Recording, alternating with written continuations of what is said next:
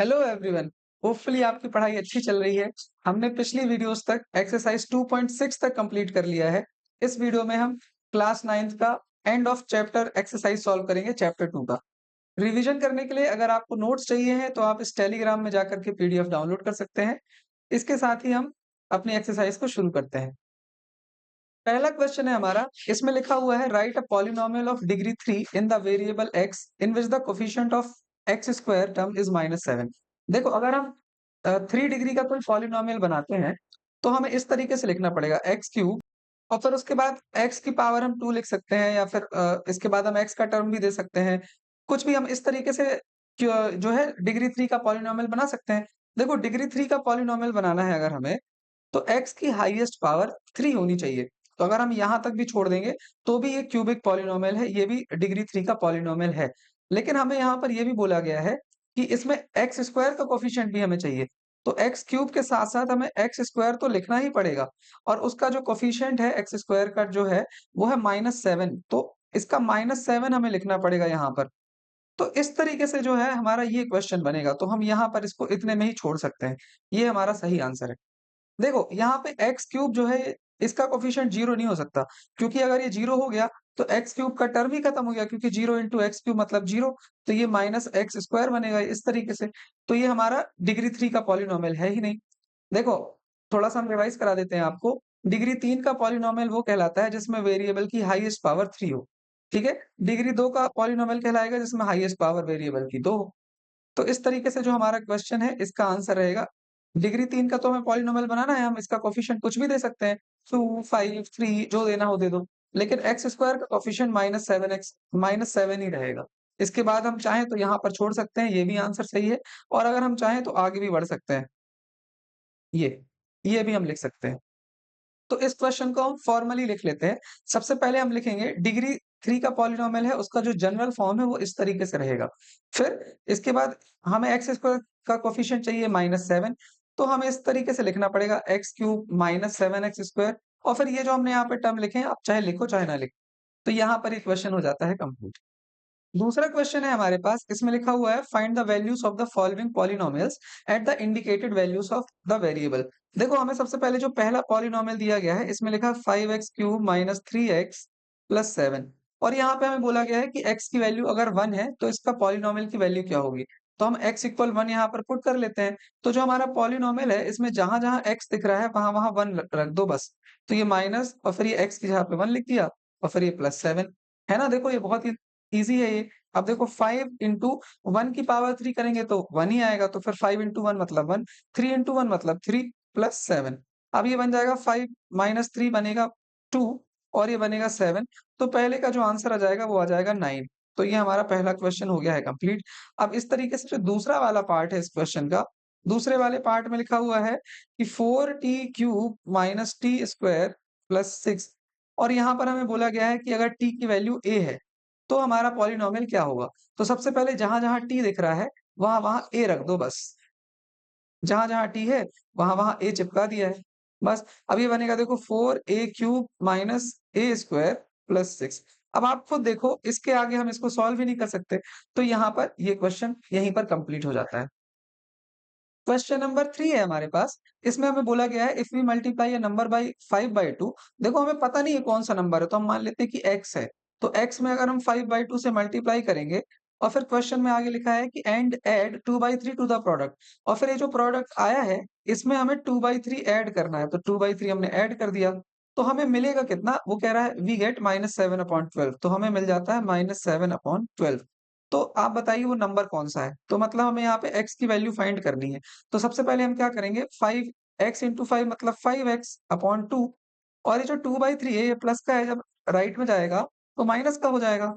तो मैं लिख देते हैं -7/12 -2/3। ठीक है? अब इसके बाद क्या करना है, यहाँ हमने लिखा 5x अपॉन 2 इक्वल, अब देखो 12 और 3 का एलसीएम लेंगे तो एलसीएम तो 12 आ जाएगा। अब क्या करना है, 12 को 12 से डिवाइड करेंगे तो 1, 1 को 7 -7 से मल्टीप्लाई करोगे तो -7, माइनस, अब ये 12 को 3 से डिवाइड करेंगे तो आएगा 4, 4 को 2 से मल्टीप्लाई करेंगे तो आएगा 8, तो माइनस का 8 यहाँ पर आ गया। अब आप ये देखो कि ये आ जाएगा 5x upon 2 equal -7 -8 minus minus plus हो जाता है, तो -15/12 ये आ गया इतना। अब हमें क्या करना है, आप ये देखो कि ये लेफ्ट साइड जो है ये 5/2 है। अगर हम इसको राइट तरफ ले जाएँगे, तो ये 2/5 हो जाएगा, तो ये -15/12 है। अब ये बन जाएगा 2/5। अब हम इसको सिम्प्लीफाई कर लेंगे और हमारा आंसर आ जाएगा। तो सबसे पहले ये हम 5 को इससे डिवाइड सिम्प्लीफाई करते हैं तो आ जाएगा माइनस का 3 और फिर 3 को इससे कैंसल करो तो आएगा 4 और ये आएगा 2। तो मतलब आप देखो कि ये 1/2 आ जाएगा, तो हम सीधे यहाँ पर इसको लिख देते हैं, ये नोट्स अच्छे रहें इसलिए -1/2 आ जाएगा इसको सॉल्व करने के बाद। देखो अगर नहीं समझ आया तो एक बार फिर से इसको कर लेते हैं। ये आया देखो -15/12 इंटू 2/5। तो सबसे पहले क्या करना है, 5 से इसको डिवाइड करेंगे तो ये -3 आएगा। अब 2 से इसको करेंगे तो ये 6 आएगा। तो बचा हमारे पास -3/6। अब 3 से इसको सिम्प्लीफाई करेंगे तो -1/2 आएगा। इस तरीके से जो हमें x की वैल्यू आई है, वो मिली है हमें -1/2। इसका मतलब वो नंबर कौन-सा था? हमने तो x माना वो नंबर। इसका मतलब वो नंबर था -1/2। अब देखो हम इस क्वेश्चन को ना एक बार चेक भी कर लेते हैं कि आंसर सही है कि नहीं। तो चेक हम कैसे करेंगे, जो हमें कंडीशन दी गई है, उसने बोला था कि नंबर है, हमने एक 1/2 आया ना आंसर माइनस का, इसमें अगर हम 5/2 से मल्टीप्लाई कर देंगे और इसको ऐड कर देंगे 2/3 तो हमारा -7/12 आना चाहिए। तो देखते हैं आता है कि नहीं। तो सबसे पहले इसको मल्टीप्लाई करेंगे तो -5/4 आया, प्लस 2/3 आया। अब ये देखो कि ये 4 और 3 का हम एलसीएम ले लेंगे, 4 और 3 का एलसीएम आएगा 12 और फिर यहाँ पे बन जाएगा -15 और फिर बन जाएगा 8। तो हमारा आंसर आ रहा है -7/12। देखो वही आंसर आ रहा है, इसका मतलब हमारा आंसर सही है। यहाँ पर ये क्वेश्चन हमारा कंप्लीट हो जाता है। इसको हम फॉर्मली एग्ज़ाम में कैसे लिखेंगे, ये हमने आपको यहाँ पर लिख दिया है। सबसे पहले हम नंबर मानेंगे क्या है, फिर क्वेश्चन के अकॉर्डिंग और ये तो हम सॉल्व कर ही चुके हैं। तो यहाँ पे ये क्वेश्चन कंप्लीट हो जाता है। फोर्थ क्वेश्चन है हमारे पास, इसमें दिया गया है a positive number is 5 times another number. एक नंबर है हमारे पास वो दूसरे नंबर का 5 टाइम्स है। तो जो स्मॉलर नंबर है ना, हम मान लेते हैं कि स्मॉलर जो नंबर है हमारे पास वो x है और जो लार्जर नंबर है, लार्जर नंबर स्मॉलर नंबर का 5 टाइम्स है। मतलब अगर ये x है तो वो दूसरा 5 गुना होगा, मतलब वो 5x होगा। ठीक है? अब वो कह रहा है कि if 21 is added to both the numbers, मतलब अगर हम स्मॉलर नंबर में 21 जोड़ दें और लार्जर नंबर में हम 21 जोड़ दें, तो फिर क्या हो रहा है, then one of the new numbers become twice the other new number. तो एक इनमें से दूसरे का दोगुना हो जाता है। ठीक है? तो इसका मतलब क्या है? आप ये बताओ कि इनमें से बड़ा नंबर कौन होगा? ये ऑलरेडी बड़ा होगा, ये वाला, क्योंकि ये 5 टाइम्स था, 5 टाइम्स में 21 जोड़ेंगे तो ऑलरेडी ये बड़ा हो जाएगा ना। तो अब ये कह रहा है कि जब हम 21 जोड़ेंगे तो ये वाला नंबर, ये वाला जो है, इसका 2 टाइम्स हो जाता है। तो देखना यहाँ पे, हम यहाँ इक्वल लिखते हैं। अब 2 टाइम्स कौन-सा है? ये दोगुना है। मतलब अगर हम तराजू देखें तो इस तरफ भारी है। अब यहाँ इक्वल का साइन लगा है तो मतलब हमें इक्वल करना है अगर, तो 2 का मल्टिप्लिकेशन इस तरफ कर देंगे तो ये इक्वल हो जाएगा। ठीक है? आप इस क्वेश्चन को थोड़ा आगे तक देखो, धीरे-धीरे आपको ये समझ में आ जाएगा, अगर अभी नहीं समझ में आया है तो। और अगर समझ में आ गया है तो कमेंट में बताना ज़रूर कि पहली बार में ही समझ लिया। तो अब देखो, अब हम क्या करेंगे, इसको अंदर मल्टीप्लाई करेंगे 2 को तो आ जाएगा 2x प्लस 21 से 2 को मल्टीप्लाई करेंगे तो 42। अब ये आ जाएगा 5x प्लस 21। अब हम देखो क्या करते हैं कि 21 जो है ये प्लस का, इसको लेफ्ट तरफ ले जाते हैं तो माइनस का हो जाएगा। मतलब 42 माइनस 21 और ये जो 2x है ये प्लस का है तो ये जब राइट में जाएगा तो माइनस का हो जाएगा। तो यहाँ 5x था और ये माइनस का 2x हो गया। अब 42 में 21 माइनस करेंगे तो आ जाएगा 21 बराबर, और ये 5x में 2x माइनस करेंगे तो 3x, और यहाँ से हमें x की वैल्यू मिल जाएगी, जो 3 है ये 21 से डिवाइड हो जाएगा ना, तो हमें x की वैल्यू मिल जाएगी 7। तो मतलब ये देखो कि हमारा जो स्मॉलर नंबर है, वो स्मॉलर नंबर हमारा 7 है और जो लार्जर नंबर है, वो उसका 5 टाइम्स था ना, 5 इंटू x, मतलब वो 7 इंटू 5 35 है। तो यहाँ से हमें वो नंबर्स मिल गए। तो एक बार देखो हम चेक भी कर लेते हैं कि आंसर हमारा सही है कि नहीं। अब हम इसको चेक भी कर लेते हैं कि हमारा आंसर सही आ रहा है कि नहीं। तो जो हमारा स्मॉलर नंबर है वो 7 है और लार्जर नंबर 35 है। तो स्मॉलर नंबर 7 लिखा, लार्जर नंबर 35 लिखा। अब वो कह रहा है कि दोनों में अगर 21 हम ऐड कर दें, इसमें भी 21 ऐड कर दें, इसमें भी 21 ऐड कर दें, तो क्या आ जाएगा, 7 प्लस 21 करेंगे तो 28 आएगा और 35 प्लस 21 करेंगे तो आ जाएगा हमारे पास 56। तो अब देखो आप कि ये जो 56 आया है, ये इसका 2 टाइम्स है ना, मतलब हमारा आंसर सही है। देखो 28 2s आर 56 आ गया ना, देखो इसका ये दुगना, इसका मतलब हमारा आंसर सही आया है। इस क्वेश्चन को देखो फॉर्मली कैसे लिखेंगे, सबसे पहले हम मान लेंगे let the smaller number is x, larger number is उसका 5 गुना मतलब 5x। अब क्वेश्चन में ये दिया गया है कि अगर हम दोनों में 21 ऐड कर दें तो जो एक नंबर है वो दूसरे का दुगना हो जाता है, तो छोटा वाला जो है वो दुगना हो जाएगा। छोटे वाले में 2 का मल्टीप्लिकेशन करेंगे तो ये हमारा x की वैल्यू 7 आ गई और यहाँ से स्मॉलर नंबर 7 है, लार्जर नंबर 5x मतलब 35 है। यहाँ पे ये क्वेश्चन हमारा हो जाता है कंप्लीट। ठीक है, अगर कोई प्रॉब्लम हो तो कमेंट में बताना। नेक्स्ट हम क्वेश्चन नंबर 5 पर चलते हैं। क्वेश्चन नंबर 5 है हमारे पास, if you have 800 rupees and you save 250 every month, find the amount you have after 6 month. देखो तुम्हारे पास शुरू में कितने रुपए हैं, 800 रुपए हैं तुम्हारे पास शुरू में, और हर महीने पैसे कितने बचते हैं, हर महीने जो पैसे बचते हैं, हर महीने जो रुपए बचते हैं वो है 250। तो अब हमें ये बताना है कि 6 महीने बाद हमारे पास कितने रुपए होंगे। तो देखो अगर हमारे पास 800 रुपीज इनिशियली है और 250 हर मंथ बचते हैं तो 6 मंथ में कितने बचेंगे, 6 इंटू 250 है ना। अब 6 इंटू 250 जो आएगा इसको 800 से हम ऐड कर देंगे तो हमें पता चल जाएगा कि 6 मंथ में हमारे पास कितने रुपए बचेंगे। तो 25 को 6 से मल्टीप्लाई करते हैं तो 1500, तो ये बन जाएगा हमारा 2300। तो 6 महीने बाद जो रुपए होंगे वो हो जाएंगे 2300। इसके बाद आगे बोला गया है कि 2 साल में कितने रुपए हो जाएँगे?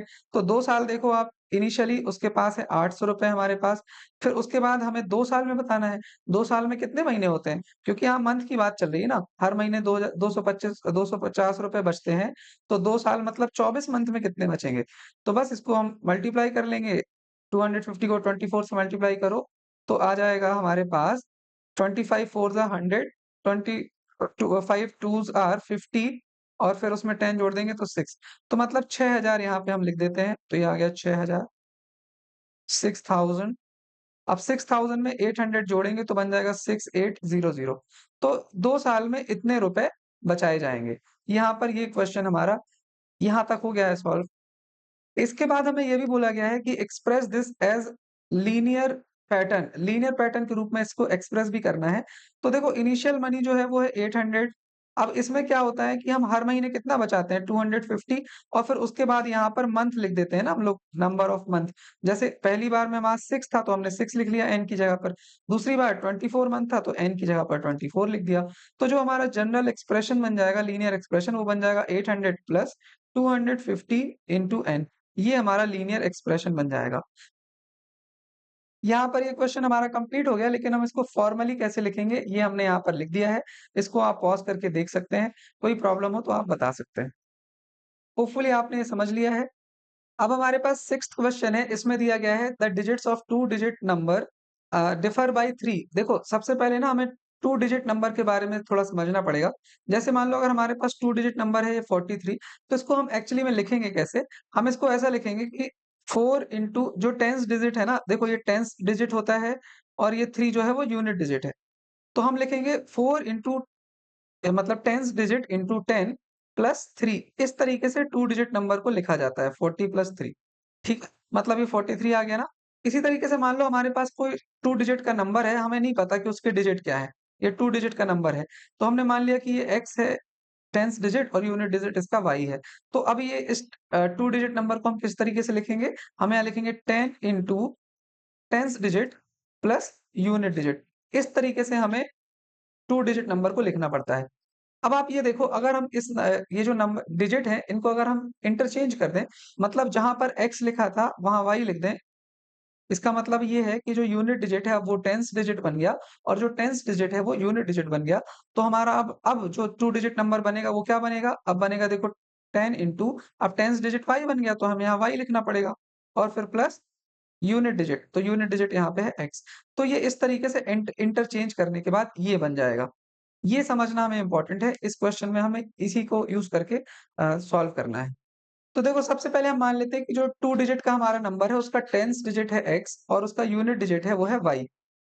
इसके बाद अब अगर 10th डिजिट x है और यूनिट डिजिट y है तो नंबर हमारा क्या बन जाएगा? 10x प्लस y, ये हमने अभी-अभी आपको सिखाया है।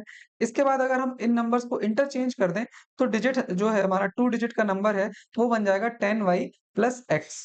इसके बाद आप क्वेश्चन को पढ़िए, इसमें लिखा है if the digits are interchange then resulting number is added to the original number we get 143। देखो सबसे पहली जो कंडीशन है ना, इस पहली कंडीशन में लिखा है कि digits of two digit number differ by 3, मतलब जो टेंस डिजिट है और यूनिट डिजिट है उनका अंतर जो है वो 3 के बराबर है। तो इस तरीके से हमें ये पहली कंडीशन के हिसाब से इक्वेशन मिल गया। देखो ना, ये लिखा हुआ है two digit number differ by 3, तो ये हो गया।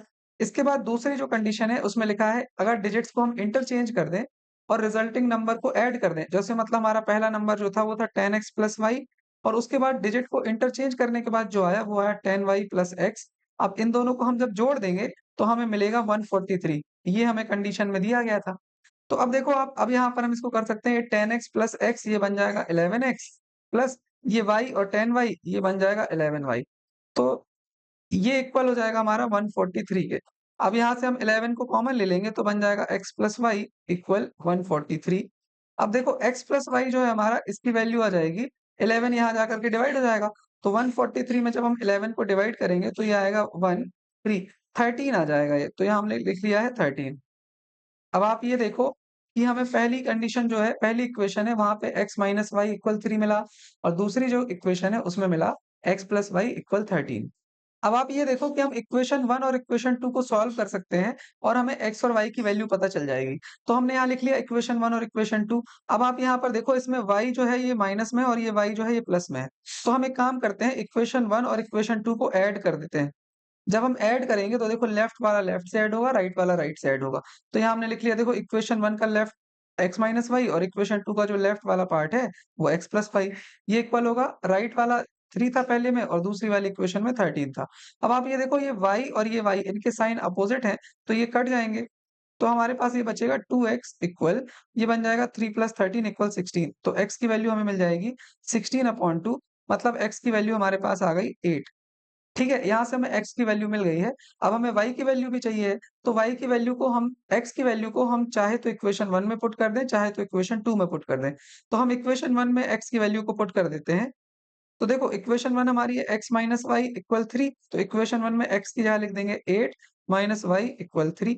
अब देखो जो y है ये माइनस का है तो राइट तरफ जाएगा तो प्लस का हो जाएगा, और 3 प्लस का है तो राइट तरफ आएगा तो माइनस का हो जाएगा।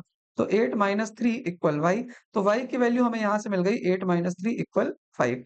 तो x और y हमें दोनों पता चल चुके हैं। अब आप खुद देखो, जो हमने टेंस डिजिट है वो x माना था और यूनिट डिजिट है वो हमने y माना था। तो टेंस डिजिट हमारा हो गया x और यूनिट डिजिट हो गया y। तो इसमें क्वेश्चन में हमें ये बोला गया फाइंड बोथ द नंबर्स।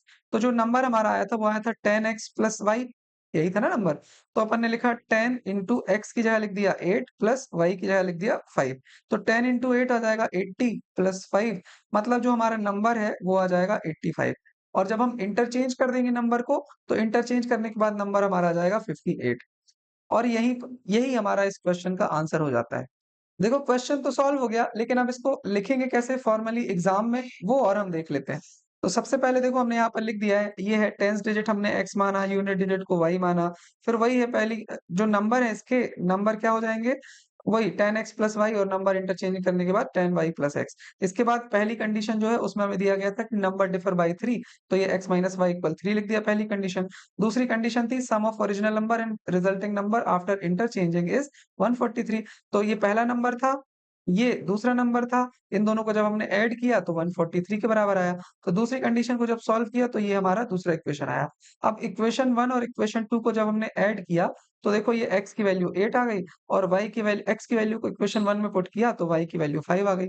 तो अब ओरिजिनल नंबर जो है हमारा, ओरिजिनल नंबर हमारा हो गया यहाँ से, इसमें हमने पुट किया वैल्यू को, तो ओरिजिनल नंबर हमारा बन जाता है 85, और जो इंटरचेंज करने के बाद नंबर मिला वो 58। Hence the two numbers are 85 and 58। यहाँ पर ये क्वेश्चन सॉल्व हो जाता है। हमारे पास सेवेंथ क्वेश्चन है, draw the graph of following equations and identify their slopes and y intercepts. देखो आप, यहाँ पर हमें कुछ इक्वेशंस दी गई हैं। जैसे पहला इक्वेशन है, इसमें हमें दिया गया है y इक्वल जो है वो है -3x प्लस 4, ये y इक्वल हमें दिया गया है। तो अब देखो हमें पता है कि अगर हमारी कोई इक्वेशन अगर इस फॉर्म की होती है y equal ax plus b, तो जो इसमें a होता है ना ये इसका स्लोप होता है, और जो b होता है ये हमारा y इंटरसेप्ट होता है। ये हमें पता होना चाहिए, ठीक है। तो अब अगर हम इस इक्वेशन को ax प्लस b से कंपेयर कराएंगे, तो x के साथ जो कोफिशिएंट है ना, मतलब x के साथ जो चिपका हुआ है, वही a होता है। तो यहाँ पर हम देख रहे हैं जो a है वो हो जाएगा माइनस का 3 और जो b है वो बचा हुआ है। तो बचा हुआ क्या है? बचा हुआ यहाँ पर 4 है। तो यहाँ पर हमें पता चल गया इसका जो स्लोप है वो है -3 और जो y इंटरसेप्ट है वो है 4। देखो यही तो हमें पता करना था ना, स्लोप और वाई इंटरसेप्ट। तो यहाँ पर हमारा ये वाला हमने स्लोप और वाई इंटरसेप्ट पता कर लिया, है ना? देखो सिंपल। देखो अभी एक चीज़ और आपको बता रहे हैं हम यहाँ पर, रिवीजन है मान लो ये, कि जैसे ये जो 4 आया ना, वाई इंटरसेप्ट 4 आया, इसका मतलब है जो हमारा ग्राफ है वो वाई एक्सिस पर 4 कट करेगा। जैसे 1, 2, 3 और ये मान लो 4 यहाँ पर है वाई में। 1 सेकंड अच्छे से इसको बना देते हैं। 1, 2, 3, 4 ये जैसे मान लो y में प्लस का 4 है, मतलब ग्राफ इस पॉइंट से होकर के जाएगा, गारंटीड। y इंटरसेप्ट का वही मतलब होता है। और जैसे a हमारा माइनस में आया ना, स्लोप अगर माइनस में आया, तो ग्राफ हमारा कुछ इस तरीके से बनेगा ऐसा। तो देखो इस तरीके से ग्राफ बना ना, और ये देखो 4 पट कट करेगा हमेशा। और अगर मान लो a हमारा जो स्लोप है ये पॉजिटिव होता और y इंटरसेप्ट हमारा 4 होता, तो हमारा ग्राफ इस तरीके से बनता। ठीक है? तो ये रिवीजन हमने कर लिया 2 जो 6 है उसमें हमने पूरा क्वेश्चंस किए हैं अच्छे से। तो पहला हो गया। अब देखो अब दूसरे बाकी क्वेश्चंस को हम लोग जल्दी-जल्दी कर लेते हैं। दूसरी इक्वेशन जो है इसमें दिया गया है 2y = 4x + 7। देखो यार अब इसमें दिक्कत ये आ रही है कि हमें जो ये पता है ये y = ax + b पता है, लेकिन यहाँ पर थोड़ा-सा ये डिस्टर्ब नहीं लग रहा है? तो इसको हम इसी तरीके से बना देते हैं सबसे पहले। तो क्या करना है हमें यहाँ पर, ये जो y है इसके साथ 2 चिपका हुआ है, लेकिन हमारे इसमें तो 2 है ही नहीं। तो क्या करेंगे, ये जो 2y = 4x + 7 है ना, हमें 2 को हटाना है। तो 2 को अगर हटाना है, तो 2 को यहाँ भी डिवाइड कर देंगे, 2 को यहाँ भी डिवाइड कर देंगे, तो 2 हट जाएगा। तो फिर कैसा बनेगा? इसमें से तो 2 कट गया तो y इक्वल बनेगा। अब देखो 4x में 2 को डिवाइड करोगे तो 2x आएगा और फिर ये 7 में 2 को डिवाइड करोगे तो 7/2 आएगा। अब इस इक्वेशन को हम कंपेयर करा देंगे स्टैंडर्ड वाले से। तो यहाँ पर x के साथ जो चिपका है वो स्लोप है, तो a जो है ये 2 हो जाएगा और y इंटरसेप्ट जो है वो 7/2 हो जाएगा। तो इसका मतलब क्या है कि हमारा जो स्लोप है वो पॉजिटिव है, मतलब ग्राफ हमारा कुछ इस तरीके से बनेगा। राइट तरफ को इस तरीके से जाएगा और y इंटरसेप्ट है 7/2, 7/2 होता है 3.5, मतलब 1, 2, 3 और फिर ये 0.5 कुछ यहाँ कहीं होगा। तो इस तरीके से हमारा ग्राफ जाएगा। ठीक है? तो ये दूसरा वाला क्वेश्चन भी हो गया हमारा। अब हम चलते हैं तीसरे वाले में। अब देखो तीसरा वाला देखो आप, तीसरे वाले में लिखा हुआ है 5y = 6x - 10। तो सबसे पहले क्या करना है, इसको वही स्टैंडर्ड फॉर्म में हमें चाहिए ना, y = ax + b के फॉर्म में।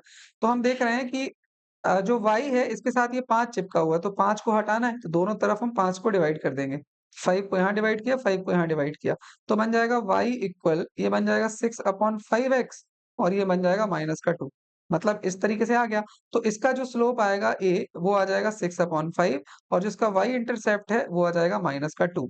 ठीक है? इसका मतलब जो है हमारा ग्राफ किस तरीके से बनेगा, ग्राफ जो हमारा बनेगा, a जो है हमारा ग्राफ ये तो पॉजिटिव है ना, 6/5 करेंगे तो 1.2 आएगा।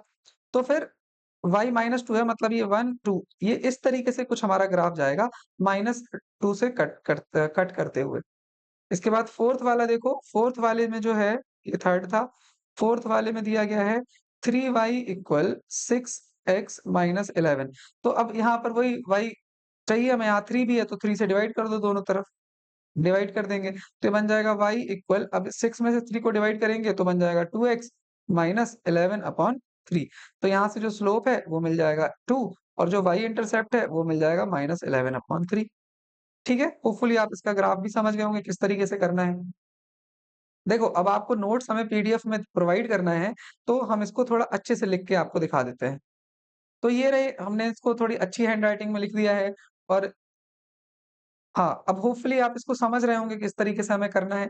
अब एक चीज़ और इसमें बोली गई है कि ये जो हमें ये भी बताना, find the coordinates of the points where these lines cut the y axis. Y axis पर ये लाइन कहाँ कट करती हैं? तो ये सॉल्यूशन में तो हमने लिख दिया, अब इसको हम थोड़ा समझ और लेते हैं किस तरीके से है ये। तो पहला इक्वेशन आप देखो, पहले इक्वेशन में हमें दिया गया है y इक्वल -3x + 4। तो अब ये हमें बताना है कि ये y एक्सिस को कहाँ काटता है, ये y एक्सिस को कहाँ काटेगा ये वाला ग्राफ। तो देखो इसका ग्राफ जो है ये a माइनस का आया है और ये 4, ये तो इस तरीके से कुछ जाएगा ये। तो ये y एक्सिस को कहाँ कट करेगा, y एक्सिस को ये इस पॉइंट पे कट कर रहा है। तो y एक्सिस पर कोई भी पॉइंट आप देखो, कोई भी पॉइंट y एक्सिस पर देखो, ठीक है? सबका जो कोऑर्डिनेट x का है वो 0 है, तो हम यहाँ पर x इक्वल 0 पुट कर देंगे। तो x इक्वल जैसे ही हमने 0 पुट किया तो -3 इंटू 0 प्लस 4 आया, तो y की वैल्यू आ जाएगी, तो 0 हो जाएगा 4, मतलब ये y एक्सिस को 4 पर कट करेगा। देखो ये तो हमें पता ही है ना कि y इंटरसेप्ट ही होता है जो कि y को कहाँ पर काटता है वो बताता है। तो ह जो y इंटरसेप्ट है ना वही सबका आंसर है।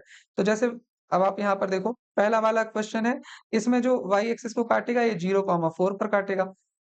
ठीक है? दूसरा वाला है ये y इंटरसेप्ट वहाँ 7/2 है, मतलब 0,7/2। देखो y एक्सिस पर हर पॉइंट जो है y एक्सिस पर हर पॉइंट का जो x है वो 0 ही तो है हर पॉइंट का x। ठीक है, तो तीसरा वाला भी आप समझ गए होंगे, फोर्थ वाला भी समझ गए होंगे। अब देखो इसके बाद हमें बोला गया है कि हमें इसका ग्राफ भी बनाना है। देखो इसका ग्राफ भी बनाना है और एक चीज़ और पूछी गई है कि are any of these lines parallel, क्या इन चारों में से कोई पैरेलल है? तो देखो पैरेलल लाइन तब होती है जब उनके स्लोप इक्वल होते हैं। जब स्लोप इक्वल होते हैं तो वो लाइन पैरेलल होती है, हमें पता है। तो हम देखते हैं कि कौन-सी इक्वेशन है जिसमें हमारे स्लोप इक्वल आए हैं। तो आप ये देखो, जो इक्वेशन नंबर 2 है इसका स्लोप 2 आया है। और जो इक्वेशन नंबर 4 है, इसका भी स्लोप 2 आया है। इसका मतलब है कि जो इक्वेशन 2 और इक्वेशन 4 हैं, ये आपस में पैरेलल रहेंगी 100%। इक्वेशन 2 और इक्वेशन 4 पैरेलल होंगी। तो यहाँ पर हमने ये क्वेश्चन कंप्लीट कर लिए हैं, अब इसको ड्रॉ कैसे करना है, ये और देख लेते हैं। देखो नोट्स बनाने के लिए इसको अच्छी राइटिंग में भी लिख दिया है। आप नोट्स डाउनलोड ज़रूर कर लेना पीडीएफ से, ठीक है? इतनी मेहनत काम आनी चाहिए ना। तो देखो ग्राफ ड्रॉ करना है हमें, तो हमने एक्सरसाइज 2.6 में देखा था कि सबसे पहले हमें टेबल बनानी पड़ती है। तो हम इन इक्वेशंस की टेबल सबसे पहले बना लेंगे। तो हमने ये एक्स वाई इस तरीके से टेबल को लिख लिया है। तो अब देखो अब यहाँ पर ना हम एक्स की रैंडम वैल्यूज़ मान लिया करते थे और उसके करस्पॉन्डिंग वाई की क्या वैल्यूज़ आती थी, ये हम लिख लिया करते थे। तो देखो सबसे पहली इक्वेशन में अगर हम एक्स इक्वल 0 मान लेते हैं, तो देखो वाई इक्वल -3x प्लस 4 है। अगर एक्स को हमने 0 मान लिया, तो फिर ये -3 इंटू 0 प्लस 4, मतलब ये वाई की वैल्यू हमें 4 मिल जाएगी। तो हमने यहाँ पर 4 लिख लिया। अब इसी तरीके से अगर हम x की वैल्यू को 1 ले लेते हैं, तो फिर ये कितना बन जाएगा -3 प्लस 4, तो ये प्लस का 1 आ जाएगा, तो ये हमने 1 लिख लिया। अब इसी तरीके से x की वैल्यू को अगर हम -1 ले लेते हैं, तो ये बन जाएगा हमारा -3 इंटू -1 प्लस 4, ये बन जाएगा देखो माइनस माइनस प्लस, प्लस 4, ये बन जाएगा 7, तो यहाँ हमने लिख लिया 7। तो देखो अब इसी तरीके से हम बाकी इक्वेशंस के भी x और y की वैल्यूज़ को लिख लेते हैं। अब दूसरी इक्वेशन है, इसमें अगर हम x की वैल्यू को देखो x की वैल्यू हम कुछ भी मान सकते हैं ना, कुछ भी, उसके करस्पॉन्डिंग y की वैल्यूज़ को लिखना होता है बस। तो दूसरे वाले में हम x को 2 मान लेते हैं। देखो अगर हमने x को 2 माना तो ये 2y इक्वल 4x प्लस 7 है यहाँ पर। तो यहाँ से y की वैल्यू जो आ जाएगी वो आ जाएगी 4x प्लस 7 अपॉन 2। तो अब अगर हमने x की वैल्यू को 2 माना तो 4 इंटू 2 मतलब 8 प्लस 7 अपॉन 2, तो ये बन जाएगा 15 अपॉन 2, मतलब ये आ जाएगा 7.5। 7.5 आ रहा है, तो कोई बात नहीं, पॉइंट में आ रहा है तो हम इसको पॉइंट में भी शो कर सकते हैं ग्राफ में। इसके बाद दूसरा जो पॉइंट है, हम x की वैल्यू को मान लेते हैं 1। अब अगर x की वैल्यू को हमने 1 माना, तो यहाँ पर देखो ये 4x प्लस 7 अपॉन 2 हो जाएगा। x की वैल्यू अगर हमने 1 माना तो आ गया 4 प्लस 7 अपॉन 2, ये बन जाएगा 11 अपॉन 2। 11 अपॉन 2 होता है 5.5। इसी तरीके से हम बाकी को भी लिख लेते हैं। अब हम देखो -1 ले लेते हैं, तो -1 लेंगे तो ये -1 -4 प्लस 7 अपॉन 2 आ जाएगा। 3 अपॉन 2 मतलब 1.5। ठीक है, देखो अगर हम चाहते तो 2 पॉइंट भी ले सकते थे, लेकिन हम श्योर होना चाहते हैं कि हमारा आंसर सही है, तो फिर हम 3-3 पॉइंट ले लेंगे, तो पता चल जाएगा कि हमारा आंसर सही आ रहा है कि नहीं आ रहा है। अगर ये ग्राफ सीधी रेखा में नहीं बने ना, तो समझ जाना कि तुमने कहीं पर गलत पॉइंट ले लिए हैं। तो इसके बाद अब तीसरा इक्वेशन जो है, तीसरे इक्वेशन में लिखा हुआ है 5y इक्वल 6x माइनस 10। तो यहाँ से y की वैल्यू आ जाएगी 6x माइनस 10 अपॉन 5। तो देखो अब इसमें अगर हम x की वैल्यू को 0 ले लेते हैं, तो ये -10 अपॉन 5 मतलब -2 बन जाएगा। इसी तरीके से अगर अब हम x की वैल्यू को 5 ले लें, चलो x की वैल्यू को 5 ले लेते हैं, तो ये बन जाएगा 6 इंटू 5 30 माइनस 10 अपॉन 5, ये बन गया 20 अपॉन 5, मतलब आ गया ये 4। तो अगर x की वैल्यू को हमने 5 लिया था, तो फिर ये बन गया था हमारा 4। 5 बना लिया तो 4 आ गया। अब इसी तरीके से x की वैल्यू को हम -5 ले लेते हैं, तो 6 इंटू -5 -10 अपॉन 5, ये बन जाएगा देखो -30 -10 अपॉन 5, ये बन जाएगा -40 अपॉन 5, मतलब माइनस का 8। तो माइनस का 8 हम यहाँ पर -5 लिया तो ये बन गया -8। तो देखो इस तरीके से हम यहाँ पर अपनी टेबल को भर लिया हमने। अब देखो आप सोच रहे होंगे कि इक्वेशन 3 में हमने 1, 2 क्यों नहीं लिया? अगर हम देखो 1 लेते, x की जगह पे 1 लेते तो बन जाता 6 - 10 अपॉन 5। ये बनता देखो -4 अपॉन 5। ये पॉइंट में आता ना, तो हमें ग्राफ में शो करने में थोड़ी प्रॉब्लम तो आती है। तो हमने ऐसे नंबर जानबूझ कर के लिए हैं कि पूरा होल नंबर में हमारा ये आ जाए, मतलब इंटीजर आ जाए कंप्लीट वाला। तो इसको ग्राफ में शो करने में प्रॉब्लम नहीं जाएगी। अब देखो चौथा वाला जो इक्वेशन है इसमें लिखा है 3y इक्वल 6x माइनस 11। तो y की वैल्यू हो जाएगी 6x माइनस 11 अपॉन 3। तो इसके बाद देखो अब ये इसमें हम सबसे पहले x की वैल्यू को 4 ले लेते हैं हम। 4। तो अब यहाँ पे बनेगा देखो 6x माइनस 11 अपॉन 3, ये बन जाएगा 24 माइनस 11 अपॉन 3। अब 24 में हम 11 को माइनस कर देंगे तो बन जाएगा 13 अपॉन 3। तो 13 अपॉन 3 जो है ये बनेगा, देखो आप ये 1 तो यहाँ पॉइंट लगाएंगे तो 0, 3 मतलब 3 आता जाएगा, तो 4.3 हम लिख सकते हैं यहाँ पर। 4 लिया तो ये बन गया 4.3। अब इसी तरीके से अगर हमने 1 लिया होता, x की जगह पर 1 लिया होता अगर, तो कितना बन जाता? देखो x की जगह पे हम 1 ले लेते हैं, तो 6 इंटू 1 माइनस 11 अपॉन 3, ये बन जाता 6 माइनस 11 अपॉन 3, ये बन जाता -5 अपॉन 3। तो 5 को अगर हम 3 से डिवाइड करते हैं तो बनेगा 1, मतलब माइनस का 2। अब ये पॉइंट ले लेंगे तो यहाँ 0, 6, 6 तो -1.6666 आता जाएगा ना, 66। तो देखो इसको हम राउंड ऑफ भी कर सकते हैं। अगर हमारा देखो ये आपको रूल पता होगा कि अगर ये वाला डिजिट 5 से ज़्यादा है या 5 है, तो इसको हम 1 एक्स्ट्रा कर देते हैं। तो हम इसको लिख सकते हैं, अगर हमने कितना लिया था 1 लिया था, तो ये माइनस का 1.7 आ जाता है। ठीक है? अब इसी तरीके से देखो आप इस वीडियो को थोड़ा स्किप करके भी देख सकते हो, बड़ा वीडियो हो रहा होगा, हम समझ रहे हैं। लेकिन ये उन लोगों के लिए ये बनाया जा रहा है वीडियो कि जिनको बहुत एक-एक वैल्यूज़ निकालने में प्रॉब्लम होती है। कई सारे बच्चे होंगे जो लोग तुरंत निकाल लेते होंगे वैल्यूज़, तो वो लोग इसको स्किप कर सकते हैं इस पार्ट को। तो आगे देखो अगर हमने x की वैल्यू को -1 ले लिया, तो यहाँ पर आएगा 6 इंटू -1 माइनस 11 अपॉन 3, ये बनेगा -6 माइनस 11 अपॉन 3, ये बन जाएगा -17 अपॉन 3। तो अब -17 अपॉन 3 जो है, 17 को हम 3 से डिवाइड करेंगे तो 5 बार जाएगा, और फिर ये देखो फिर 6 ये भी आता जाएगा। तो ये हमारा इसकी वैल्यू हम लिख सकते हैं माइनस का 5.7। हमने आपको बताया ना ये राउंड ऑफ हो जाएगा। ठीक है? 5 से बड़ा नंबर है, तो इसके जस्ट पहले वाले को 1 से एक्स्ट्रा कर देते हैं। तो 5.7। अब देखो ये थोड़ा-सा तो टीडियस प्रोसेस है, थोड़ा-सा थकाने वाला प्रोसेस है, लेकिन हमारी टेबल तो बन गई है है ना? देखो यहाँ पर टेबल तो हमारी कंप्लीट हो गई है। अब हमें क्या चाहिए है? अब हमें इसका ग्राफ बनाना है। तो हम सबसे पहले यहाँ पर यही टेबल लिखी हमने और यहाँ पर एक ग्राफ हमने ये एक्स और वाई एक्सिस प्रिपेयर कर लिए हैं। ये हमारा एक्स एक्सिस है और ये हमारा इधर पे वाई एक्सिस है। अब हमें इन पॉइंट्स को प्लॉट करना है इस ग्राफ पर। अब इसके बाद जो है हमारा वो है 1, 1। तो आप ये देखो ये x एक्सिस में 1, y एक्सिस में 1, तो 1, 1 हमारा दूसरा वाला पॉइंट बन गया। यहाँ हम लिख लेते हैं 1, 1 और इसको थोड़ा-सा हाइलाइट कर देते हैं, तो दूसरा पॉइंट भी प्लॉट हो गया। अब तीसरा पॉइंट है, तीसरा जो है वो -1, 7 है, तो -1 ये है और 7 हमें नीचे जाना है, तो 1, 2, 3, 4, 5, 6, 7 ये वाला पॉइंट होगा -1, 7। तो इसको थोड़ा-सा हाइलाइट कर देते हैं। अब ये -1, 7 भी हमारा प्लॉट हो गया, इसको लिख लेते हैं -1, माइनस का 7। 1 मिनट ये गलत हो गया है, -1, प्लस का 7 है, तो ये ऊपर जाएगा ना कि नीचे।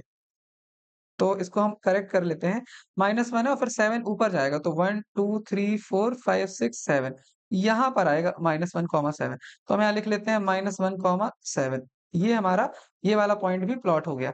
इसको थोड़ा-सा हाइलाइट कर लेते हैं। अब देखो अब अगर इन तीनों पॉइंट्स को मिलाने वाली हम एक लाइन ड्रॉ कर देंगे, तो ये पहली इक्वेशन का ग्राफ ड्रॉ हो जाएगा। और इसके साथ हम इस इक्वेशन का यहाँ पे नाम भी लिख देते हैं। अब इसके बाद हम देखते हैं दूसरी इक्वेशन का ग्राफ। तो दूसरी इक्वेशन के पॉइंट्स को प्लॉट करेंगे हम। तो सबसे पहले x और 7.5 है, तो x में 2 जाना है और y में प्लस का 7.5 जाना है। तो देखो आप ये 2 तो ये वाला पॉइंट है और 7.5 ऊपर जाएँगे इधर। तो 7 कहाँ पर होगा? 1, 2, 3, 4, 5, 6, 7। देखो 7 ये वाला पॉइंट होगा। ये वाला पॉइंट हमारा 7 है, लेकिन 7.5 जाना है, मतलब थोड़ा आधा और, ये 8 है ये वाला पॉइंट, ये वाला पॉइंट 8 है, लेकिन इन दोनों के जस्ट बीच में, एग्ज़ैक्ट बीच में जो है वो 7.5 होगा। तो फिर ये वाला पॉइंट होगा हमारा 2, 7.5। यहाँ पर हम लिख देते हैं एक बार अच्छे से। ये बन गया 2,7.5 ये वाला पॉइंट यहाँ पर प्लॉट हो चुका है। इसको थोड़ा-सा हाइलाइट कर देते हैं इस तरीके से। तो इनको मिलाने वाली लाइन जो है वो कुछ इस तरीके से बनेगी। हाँ, यहाँ पे दूसरी लाइन का भी ग्राफ बन चुका है। हमने इस ग्राफ को भी ये नाम यहाँ पर लिख दिया इक्वेशन का। अब तीसरा वाला जो है, अब हमें तीसरे इक्वेशन का ग्राफ बनाना है तो 0, -2 है तो 0 ये है, -2 यहाँ है। ये वाला पॉइंट होगा हमारा 0, -2 तो हमने यहाँ पर लिख लिया 0, -2।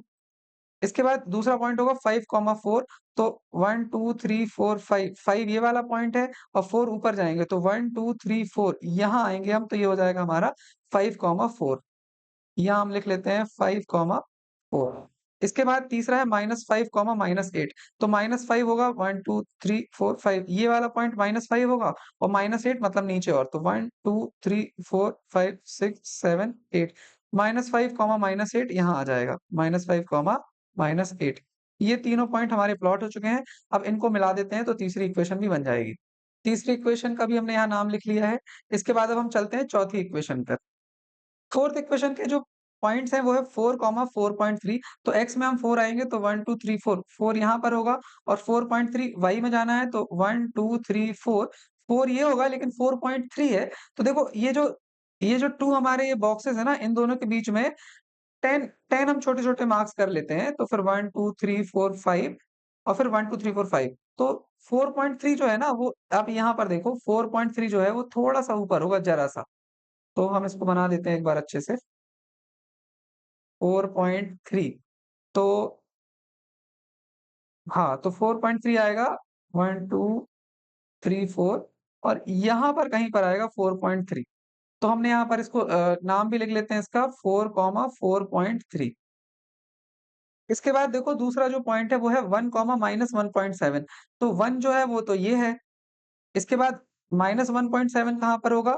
-1.7 होगा, यहाँ पर देखो 1 और फिर ये यहाँ कहीं पर होगा -1.7 ठीक है? तो यहाँ पर हम इसको लिख लेते हैं 1, -1.7 ये वाला भी प्लॉट हो गया। इसके बाद तीसरा है -1, -5.7 तो -1 होगा इधर पर और 5.7 नीचे आएँगे तो 1, 2, 3, 4, 5 और 5.7 समथिंग यहाँ कहीं होगा।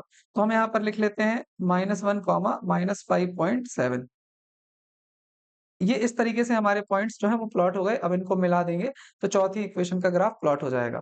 तो इन पॉइंट्स को मिला देते हैं तो फिर देखो कुछ इस तरीके से लाइन बनेगी हमारी। ये रही लाइन हाँ, तो ये वाली लाइन भी का भी ग्राफ हमारा प्लॉट हो चुका है। अब आप यहाँ पर देखो ये जो ब्लू वाली लाइन है ना ये वाली, देखो ये वाली जो लाइन है और दूसरी ये ब्लैक वाली लाइन, ये वाली लाइन, ये दोनों आपस में देखो पैरेलल बनी ना और हमने पीछे निकाला भी था कि इन दोनों का जो स्लोप है वो इक्वल है तो ये पैरेलल आएँगी ही। तो हमें ये ग्राफ से भी पता चल गया है। तो देखो यहाँ पर हमने ग्राफ भी प्लॉट कर लिया है और ये पूरा क्वेश्चन भी कंप्लीट कर लिया है। होपफुली आपको ये समझ में आया है। थोड़ा बड़ा क्वेश्चन था, लेकिन अगर आपने कर लिया है तो बहुत बढ़िया। 8th क्वेश्चन है हमारे पास, इसमें दिया है if temperature of a liquid can be measured in kelvin units S x kelvin देखो टेम्परेचर हम नाप रहे हैं केल्विन में और दूसरी जो यूनिट है वो है फ़ारेनहाइट। फ़ारेनहाइट 2 यूनिट में हमें टेम्परेचर नापना है। तो केल्विन में जब हम नापेंगे तो उसको एक्स केल्विन बोलेंगे और फ़ारेनहाइट में जब हम नापेंगे तो उसको वाई डिग्री फ़ारेनहाइट नापेंगे। ठीक है? इसके बाद क्वेश्चन में दिया है the relation between the two systems of measurement of temperature is given by linear equation. देखो y और x में जो रिलेशन दिया है वो इस तरीके से दिया है 9/5 x माइनस 273 प्लस 32 इस तरीके से हमें x और हाँ, x और y में इस तरीके से हमें रिलेशन दिया गया है। तो अब हमें ये पूछा गया है find the temperature of liquid in Fahrenheit if temperature of the liquid is 313 kelvin मतलब जब केल्विन में x मतलब 313 है, तो फिर हमें तो हमें बताना है कि y में कितना होगा टेम्परेचर, ठीक है? तो अब हम क्या करेंगे अपने रिलेशन में x की वैल्यू रख देंगे और फिर y की वैल्यू फाइंड कर लेंगे। तो ये कैसे होगा? देखो, हम यहाँ पर जो हमारा रिलेशन है उसको एक बार फिर से लिख लेते हैं y इक्वल 9/5 और फिर ये x माइनस 273 प्लस 32 ये रिलेशन है। अब हमें x की वैल्यू 313 दी गई है तो y की वैल्यू बताना है। तो y इक्वल हमने लिख लिया 9/5 और x की वैल्यू हमें 313 दी गई है। तो -273 प्लस 32। अब आप ये देखो यहाँ पे 9/5 हमने लिख लिया। 313 में जब हम 273 को माइनस करेंगे तो आंसर कितना आएगा? 40 आएगा। तो यहाँ हमने लिख लिया 40 प्लस 32। अब आप ये देखो ये आ गया 9/5 इंटू 40 प्लस 32। अब ये 5 से ये डिवाइड होगा, ये 8 टाइम्स। 9 into 8 72 plus 32। तो यहाँ से हमें जो आंसर मिल जाएगा वो बन जाएगा 104। तो y की वैल्यू कितनी आ जाएगी? y की वैल्यू आ जाएगी 104। और y जो है वो फ़ारेनहाइट है, मतलब डिग्री फ़ारेनहाइट। इसका मतलब है कि अगर टेम्परेचर केल्विन में हमें 313 केल्विन दिया गया है, तो वो हमारा फ़ारेनहाइट में 104 डिग्री फ़ारेनहाइट होता है। ठीक है? पहला क्वेश्चन यहाँ पे कंप्लीट हो गया। ठीक है, तो इसके बाद for the sake of notes हम इसको अच्छी राइटिंग में भी हमने यहाँ पर लिख दिया है। अब इसके बाद हम आते हैं अगले क्वेश्चन में। पार्ट 2 है जो क्वेश्चन का, इसमें दिया गया है if temperature is 158 degree Fahrenheit. मतलब हमें जो फ़ारेनहाइट में टेम्परेचर दिया गया है, वो दिया गया है 158। एक्स में हमें बताना, तो केल्विन में कितना होगा हमें नहीं पता। तो केल्विन में हमने एक्स माना था और फ़ारेनहाइट में हमने वाई माना है। तो 158 डिग्री फ़ारेनहाइट।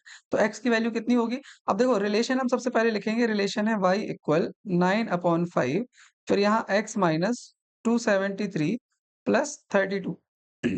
इसके बाद अब y की वैल्यू हम यहाँ लिखेंगे 158 और x की वैल्यू हमें नहीं पता है, तो 9/5 x माइनस 273 प्लस 32।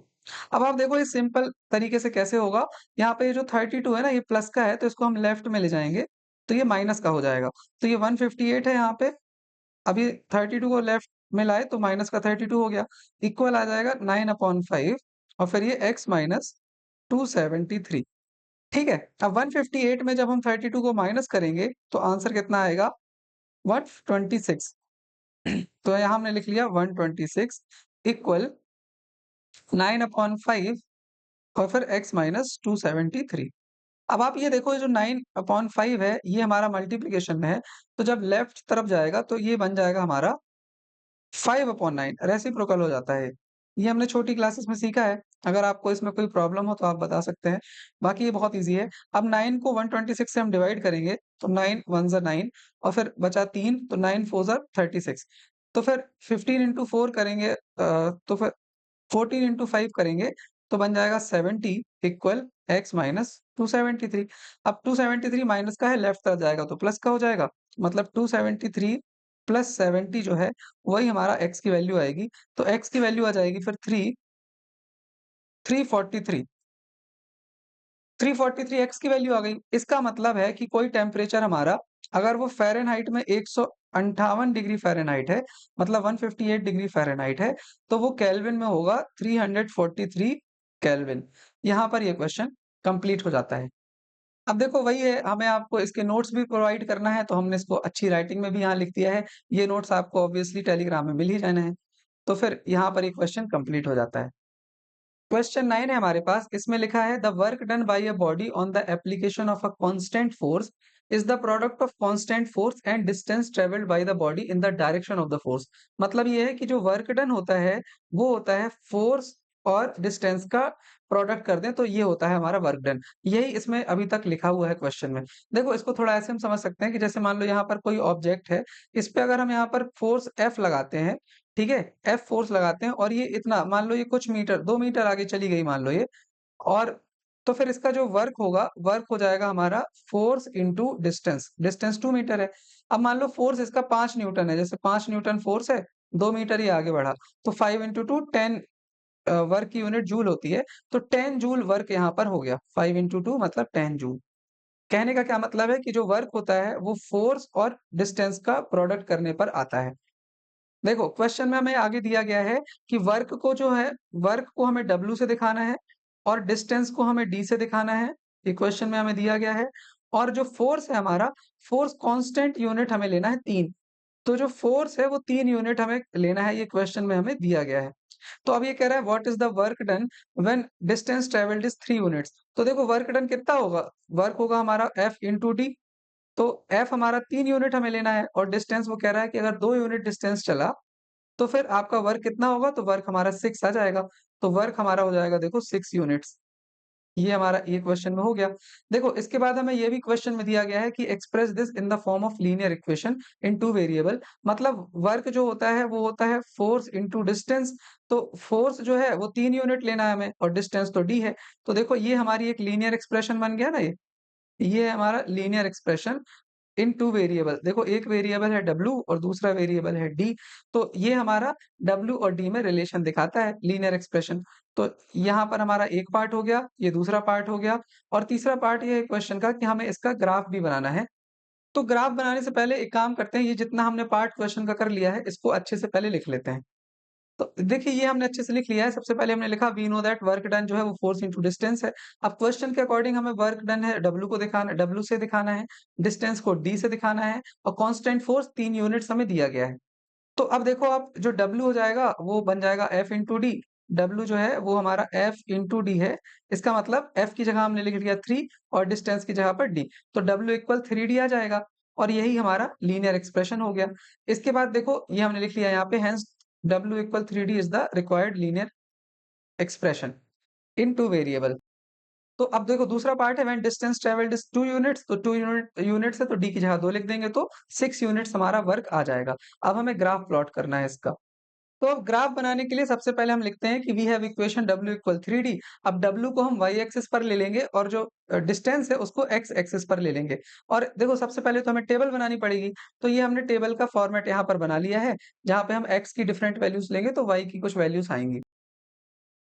हाँ, तो देखो अगर हम x की वैल्यू मतलब डिस्टेंस की वैल्यू को 1 लेंगे तो W इक्वल 3D है तो डिस्टेंस की जगह 1 लेंगे तो 3 इंटू 1 मतलब 3 बन जाएगा वर्ग। अगर डिस्टेंस को हम 0 लेंगे तो फिर वर्क भी हमारा 0 हो जाएगा। अब डिस्टेंस को हम -1 लेंगे तो वर्क हमारा -3 हो जाएगा और अगर 2 लेंगे तो हमारा वर्क हो जाएगा 6। तो इस तरीके से ये हमारे पॉइंट्स मिल गए। अब इनको प्लॉट कर लेंगे तो हमारा ग्राफ बन जाएगा।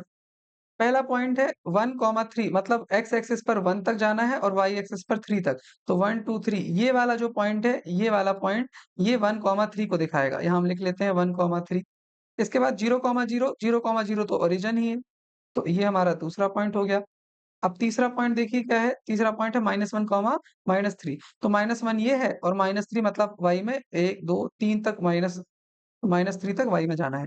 इसके बाद 2, 6। तो 2 हमारा x एक्सिस में ये है और 6 जो है ऊपर चले जाओ 6 यूनिट। तो 1, 2, 3, 4, 5, 6 6 हो जाएगा हमारा ये। तो ये बन जाएगा हमारा 2, 6। ये हमारे पॉइंट्स यहाँ पर प्लॉट हो गए हैं। अब इनको हम मिला देंगे तो ग्राफ बन जाएगा।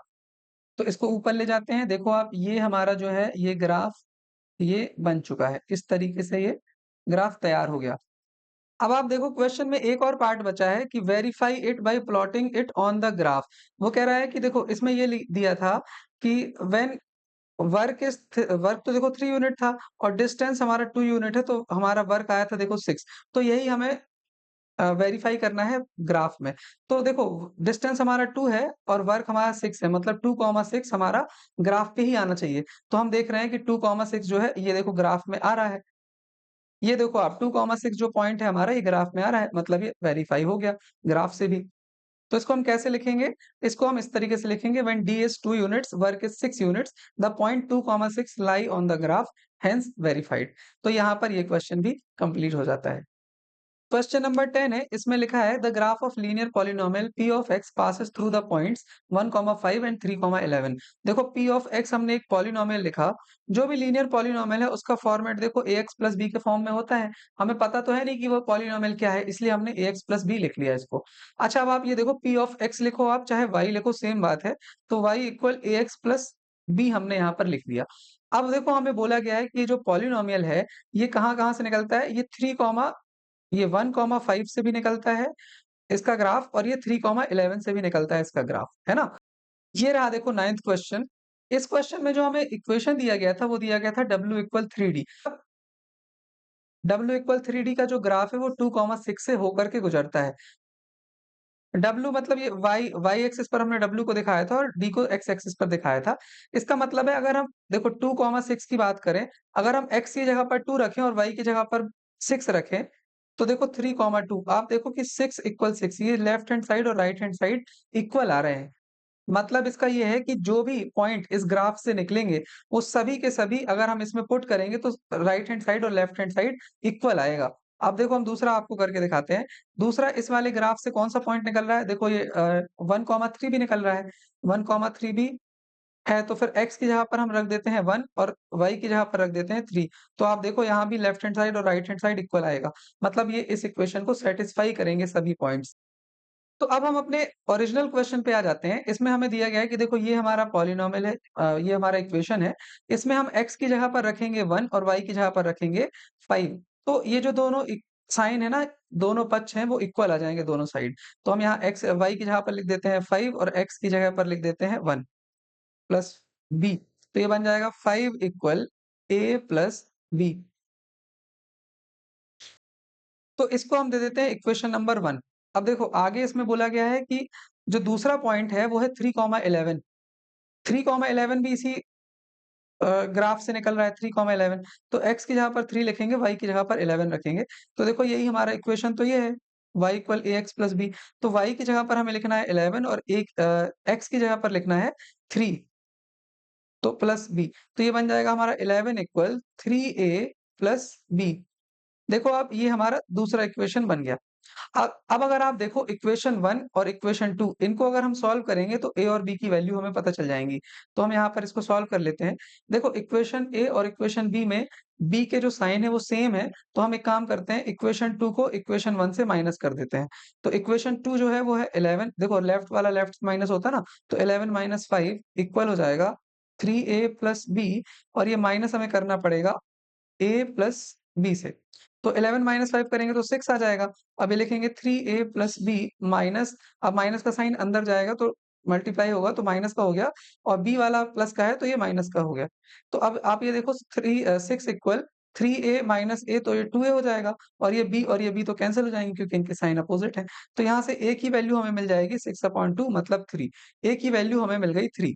देखो अब हमें b की वैल्यू चाहिए है तो हम क्या करेंगे, a की वैल्यू को चाहे इक्वेशन 1 चाहे इक्वेशन 2 किसी में भी पुट कर देते हैं। तो a की वैल्यू हम इक्वेशन नंबर 1 पे पुट कर देते हैं। Put a equal 3 in equation 1। तो इक्वेशन 1 हमारी है 5 इक्वल a प्लस b। तो a की वैल्यू हमने रख दी कितनी 3 जो हमें मिली है। तो b की वैल्यू देखो 3 लेफ्ट में जाएगा तो माइनस का हो जाएगा, 5 माइनस 3 जो है वो 2 हो जाएगा। तो b की वैल्यू हमें यहाँ से मिल जाएगी 2। तो अब जो हमारा पॉलिनॉमियल है, अब हम क्या पॉलिनॉमियल बना सकते हैं? पॉलिनॉमियल में देखो a और b की वैल्यू हमें चाहिए थी, a और b दोनों की वैल्यू हमें मिल चुकी है। तो जो पॉलिनॉमियल होगा p of x ax plus b है, तो a की जगह पर हम लिख देंगे कितना, a आया है 3 और b आया है हमारा 2। तो ये हमारा बन गया polynomial p of x equal 3x plus 2। ये हमारा पॉलिनॉमियल बन चुका है। ठीक है, तो वही कहानी नोट्स के लिए हम इसको अच्छे से लिख लेते हैं। ये हमने अच्छे से लिख लिया है यहाँ पर। पॉलिनॉमियल हमारा बन चुका है 3x प्लस 2 है। अब क्वेश्चन का दूसरा पार्ट है find the coordinates where the graph of px cuts the x axis. तो देखो अब हमारा जो पॉलिनॉमियल आया है वो आया है 3x प्लस 2। हमें पता है कि देखो इसको हम y इक्वल 3x प्लस 2 भी लिख सकते हैं।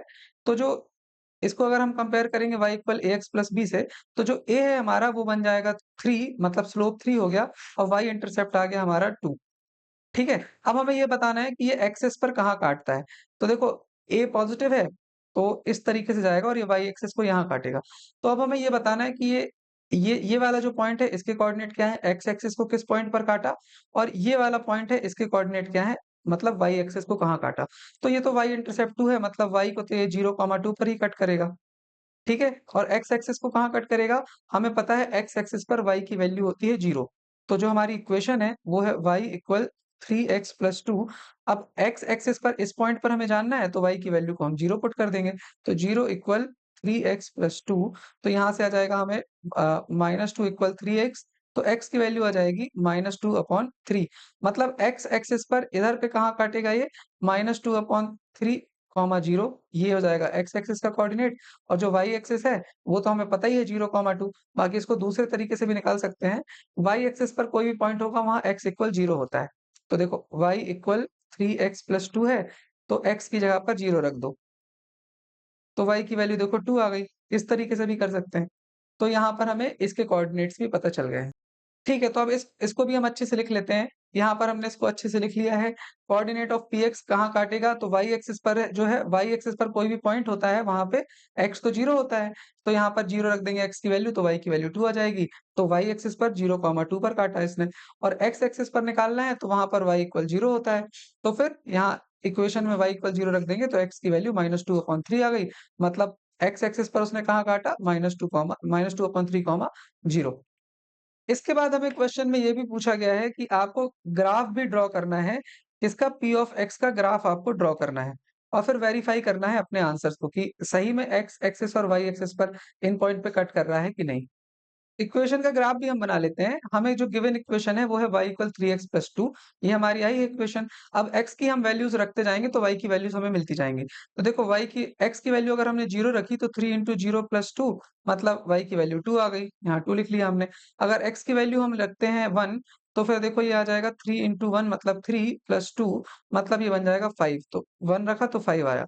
अब अगर हमने -1 रखा x की वैल्यू को, तो फिर कितना आएगा, ये -3 प्लस 2 मतलब ये आ जाएगा माइनस का 1।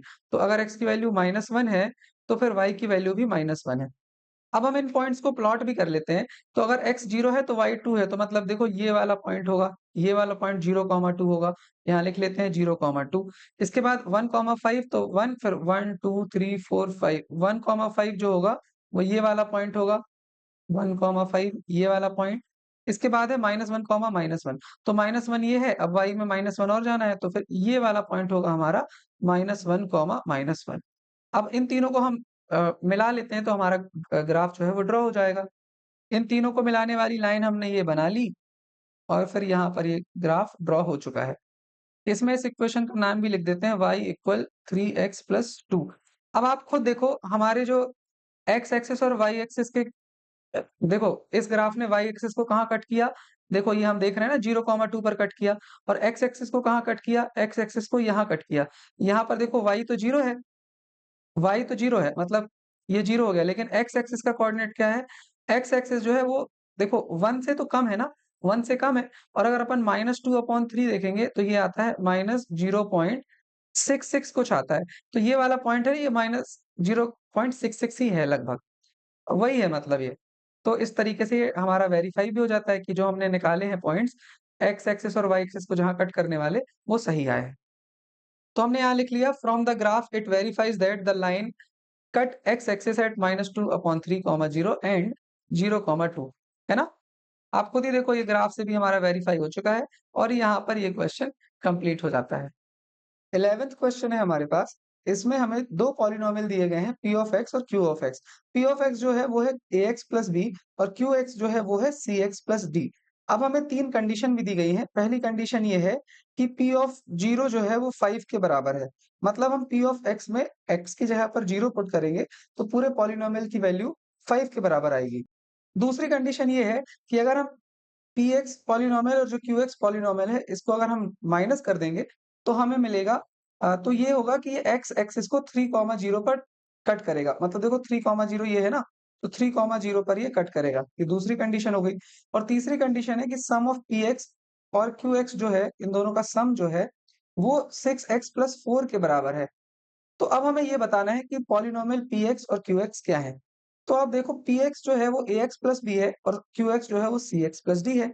अगर हमें a, b और c और d इनकी वैल्यू पता चल गई अगर, तो हम सीधे इसमें वैल्यू में पुट कर देंगे, P ऑफ x में पुट कर देंगे a की जगह पर और b की जगह पर और c की जगह पर d की जगह पर। तो हमें P ऑफ x और Qx मिल जाएगा।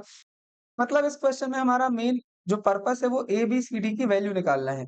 तो हम देखो पहली कंडीशन से शुरू करते हैं। इसमें P ऑफ 0 अगर हम रख देंगे तो 5 के बराबर आएगा। देखो अब P ऑफ x जो है वो ax प्लस b के बराबर था। एक बार हम इसको अच्छे से लिख लेते हैं। P ऑफ x जो है वो ax प्लस b के बराबर है। अगर हम x की जगह पर 0 पुट कर दें, x की जगह पर हम 0 पुट कर दें, तो देखो ये a इंटू 0 हो जाएगा प्लस b, और P ऑफ 0 की वैल्यू हमें दी गई है वो है 5। तो 5 इक्वल हो जाएगा a इंटू 0 मतलब 0, और यहाँ पर b बस बचेगा। तो यहाँ से देखो हमें b की वैल्यू तो तुरंत मिल गई। b की वैल्यू आ गई हमारी 5 के बराबर। हमें अब चाहिए है a, c और d की वैल्यू। इसके बाद हम क्या करते हैं, इसके बाद हम थर्ड कंडीशन को पहले सॉल्व कर लेते हैं। इससे करने में ज़्यादा ईज़ी रहेगा ये। तो थर्ड कंडीशन को हम देखते हैं। थर्ड कंडीशन ये है कि p ऑफ x जो है और क्यू ऑफ एक्स जो है, इन दोनों को हम ऐड कर देंगे, तो ये हमें मिलेगा 6x + 4 के बराबर। हाँ, पी ऑफ एक्स और क्यू ऑफ एक्स। तो पी ऑफ एक्स जो है वो है ax + b और क्यू एक्स जो है वो है cx + d। इन दोनों को ऐड कर दिया तो ये बन गया 6x + 4 के बराबर। अभी आप ये देखो b की वैल्यू हम निकाल चुके हैं, तो यहाँ हम b की वैल्यू पुट कर देते हैं।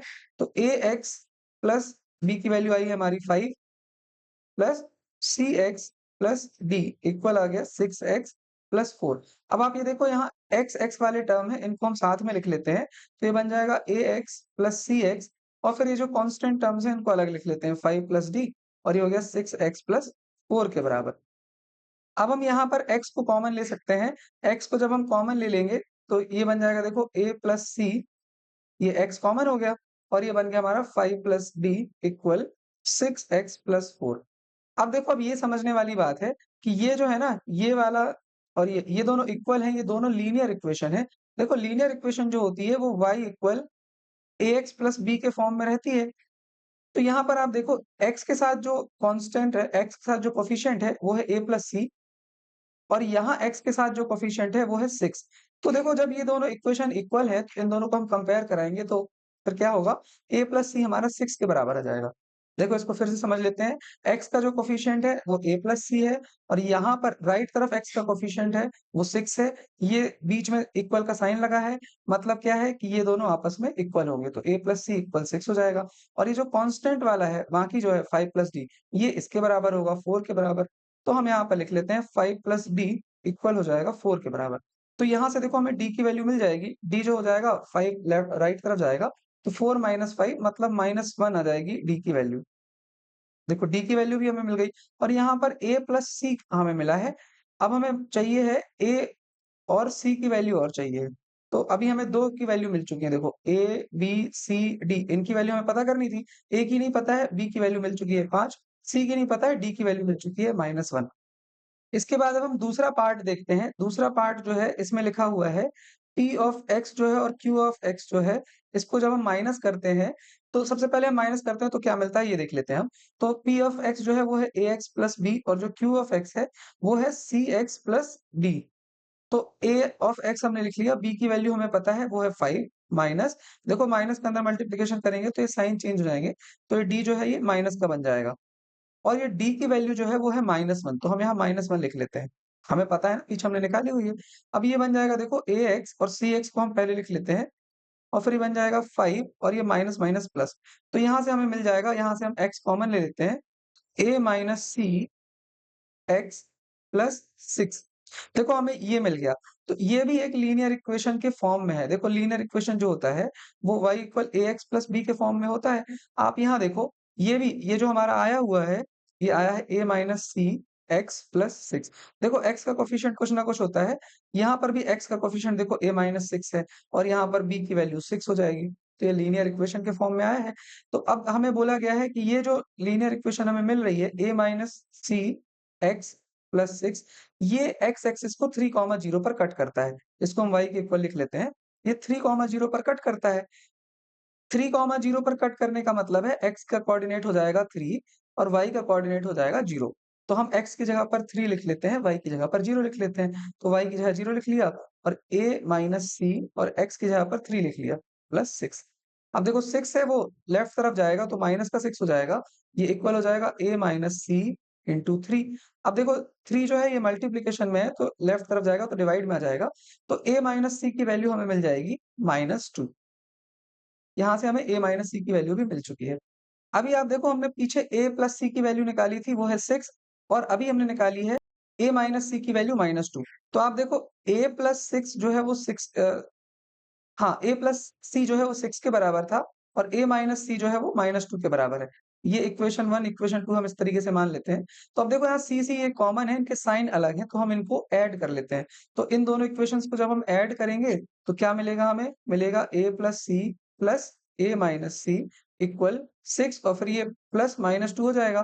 तो माइनस प्लस माइनस हो जाता है तो फिर यहाँ हम -2 लिख लेते हैं। इसके बाद अब हमें क्या करना है, ये c और c कैंसल हो जाएँगे क्योंकि इनका साइन अलग है। तो ये a प्लस a जो है वो 2a हो जाएगा। 2a इक्वल 6 - 2 मतलब 4, तो a की वैल्यू हमें यहाँ से मिल जाएगी 2। अब हमें देखो ये ए की वैल्यू भी मिल गई, बी की वैल्यू मिल गई, डी की वैल्यू मिल गई। अब हमें सी की वैल्यू चाहिए है, तो वो कैसे निकालेंगे? ए की वैल्यू को चाहे इक्वेशन 1 में पुट कर दो, चाहे इक्वेशन 2 में पुट कर दो। अब हम ए की वैल्यू को इक्वेशन 1 में पुट कर देते हैं, तो इक्वेशन 1 है हमारी a प्लस सी इक्वल 6, ए की वैल्यू आई है 2, तो यहाँ हम लिख लेते हैं 2, 2 प्लस सी इक्वल 6, तो सी की वैल्यू हमें मिल जाएगी 6 माइनस 2 मतलब 4। अब हमें ए, बी, सी, डी चारों की वैल्यू मिल चुकी है, तो जो p ऑफ x है वो हमारा ax प्लस b था, तो p ऑफ x जो है वो कितना हो जाएगा? a की वैल्यू हमारी आई है 2, 2x और b की वैल्यू आई थी 5, तो ये p ऑफ x मिल गया हमें। और q ऑफ x निकालना है तो ये कितना था? cx प्लस d, तो c की वैल्यू हमें मिली है 4, 4x और d की वैल्यू मिली थी -1, तो ये -1, तो ये q ऑफ x हो गया और फिर ये p ऑफ x हो गया। यहाँ पे क्वेश्चन हो गया। देखो नोट्स बनाने के लिए हमने इसको और अच्छे से लिख लिया है। सबसे पहले हमने ये गिवन लिखा था और फिर यहाँ से p ऑफ 0 की वैल्यू हमें 5 दी गई थी, तो यहाँ से हमने b की वैल्यू निकाल ली। इसके बाद हमें sum of p px plus qx जो है वो 6x प्लस 4 था, तो हमने इसको लिख लिया और फिर यहाँ पे हमने देखो कोएफिशिएंट्स को कंपेयर कराया तो a प्लस c बराबर 6 आया और यहाँ से d की वैल्यू हमें -1 मिल गई। इसके बाद हमें पता था कि p of x minus q of x कर देंगे तो ये x एक्सिस को 3, 0 पर कट करेगा। तो मतलब ये है कि जहाँ अब देखो इसको आगे सॉल्व किया तो इतना मिला। अब यहाँ के बाद हमने ये किया है कि जहाँ-जहाँ x है वहाँ-वहाँ हमने 3 पुट कर दिया है और जहाँ पे y है उसको हमने 0 पुट कर दिया, मतलब ये इक्वल 0 हो गया। तो अब जब हमने इसको आगे सॉल्व किया तो ये हमें a माइनस सी इक्वल -2 के बराबर मिल गया। अब हमने देखो a माइनस सी इक्वल -2 है और ये a प्लस सी हमारा 6 है, तो इन दोनों इक्वेशंस को ऐड कर दिया। तो ये ऐड करने के बाद हमें यहाँ पर a की वैल्यू 2 मिल गई। अब a की वैल्यू को हमने इक्वेशन 1 में पुट किया तो c की वैल्यू 4 मिल गई और इस तरीके से हमें ये पॉलिनॉमियल p ऑफ x जो है ये 2x प्लस 5 और q of x 4x minus 1 मिल गया। यहाँ पे क्वेश्चन कंप्लीट हो जाता है। अब क्वेश्चन 12 है, इसमें दिया है look at first 3 stages of growing pattern of hexagons made using match sticks. देखो मैच स्टिक से ना कुछ हेक्सागन बनाए जा रहे हैं। हेक्सागन क्या होता है? ऐसा शेप जिसमें 6 साइड है। देखो 1 2 3 4 5 6 6 साइड रहेंगी वो हेक्सागन होगा। अब वो कह रहा है a new hexagon gets added at every stage, हर स्टेज में एक नया हेक्सागन ऐड हो जाता है which shares a side with the last hexagon. मतलब जैसे ये पहला हेक्सागन है तो दूसरा हेक्सागन जो होगा ये इसकी इसी एक साइड को शेयर करेगा। मतलब जैसे 1 2 3 4 5 और देखो ये 6, 6 साइड इसमें भी है, लेकिन दोनों हेक्सागन देखो एक साइड को शेयर कर रहे हैं ना। तो अगर हम तीसरा हेक्सागन बनाएँगे, देखो ये हो गया। अब दूसरा हेक्सागन बनाएँगे तो 1 2 3 4 5 और देखो एक साइड इसकी शेयर हो रही है दोनों की। तो दूसरा जो पैटर्न ये है। अब तीसरा जो हेक्सागन बनेगा वो किसी भी एक साइड से शेयर करवा दो। जैसे 1 2 3 4 5 और फिर ये 6। तो इस तरीके से हमें हेक्सागन बनाने हैं, जिसमें एक साइड शेयर होती जाएगी। अब इसके बाद देखो जो नया हेक्सागन बनेगा तो इसमें किसी भी एक साइड से हम शेयर करा के बना सकते हैं। जैसे यहाँ पे 2 3 4 5 और फिर ये 6। देखो ये बना दिया। अब देखो आप ऐसा नहीं बना सकते कि यहाँ से बना दो। तो दो ये 2 3। अब यहाँ पर ऐसा नहीं बना सकते क्योंकि इसमें देखो 1 2 और 3 साइड शेयर हो गई। तो ऐसा नहीं करना है, हमें केवल एक साइड को शेयर कराना है। तो जैसे हम अगला जो है वो यहाँ भी बना सकते हैं। ठीक है? होपफुली आपको ये समझ में आ रहा है कि हेक्सागन हमें कैसे बनाने हैं आगे। अब हमें जो पहला क्वेश्चन दिया गया है, इसमें लिखा है कि draw the next 2 stages of the pattern, how many match sticks will be required at these stages. देखो, तो फिर हमने ना क्या किया कि ये स्टेजेस तो हमें पहले से दी गई थी 3 स्टेजेस, अब हमें अगली 2 स्टेजेस और बनानी है। तो जैसे ये पहला हमारा ये इस तरीके से बना हुआ है और फिर ये 2 3 4 5 6 ये है और फिर ये 2 3 4 5 6 ये हमारा तीसरी स्टेज वाला बना हुआ है। तो अब चौथी स्टेज वाला कैसे बनाएँगे? एक साइड से शेयर करके बना दो। जैसे हम इस वाली साइड से शेयर करवा देते हैं। ये हो गया 4th स्टेज। अब हमें 5th स्टेज अगर बनानी होगी तो हम किसी भी साइड से शेयर करा देंगे, यहीं से शेयर करा दो। ठीक है? तो ये होपफुली आपको समझ में आ गया कि हेक्सागन कैसे बनाने हैं। देखो अब हमने यहाँ पर इसको और अच्छे से बना दिया है। इसको आप एक बार देख लो। इसके बाद हमें इसी क्वेश्चन में ये भी बताना है कि हर स्टेज में कितनी मैच स्टिक्स यूज़ करी गई हैं। देखो पहली स्टेज जो है, स्टेज 1, इसमें तो हमने 6 मैच स्टिक यूज़ करी हैं, ठीक है?